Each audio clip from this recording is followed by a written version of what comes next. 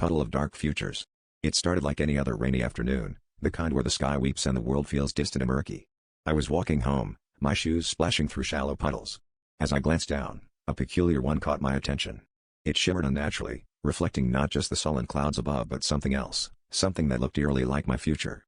The image was fleeting, a flash of me in an unfamiliar place, my face twisted with fear. I shook it off as a trick of the light, but the unease clung to me like a shadow.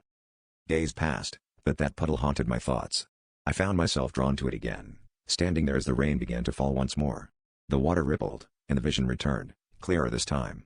I saw myself in a dimly lit corridor, echoing with whispers of despair. My pulse quickened as I tried to look away, but the puddle held me captive. Each ripple seemed to pull me further into a future that felt both inevitable and inescapable.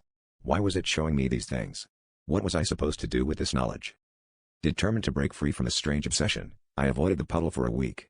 But the images invaded my dreams, each night more vivid than the last. I saw myself spiraling into a dark madness, surrounded by faces I didn't recognize, yet somehow knew. I became desperate for answers, my mind a labyrinth of terror. The fear of what I might become gnawed at me, and I realized I needed to confront the visions, hoping for some form of clarity or release. In a final act of defiance, I returned to the puddle as a storm raged above. The water was a swirling vortex now, alive with shadows. The vision that emerged was more horrifying than anything I imagined. It was me, standing at the edge of a precipice, the abyss below calling my name. And then, a familiar hand, reached out and pushed me.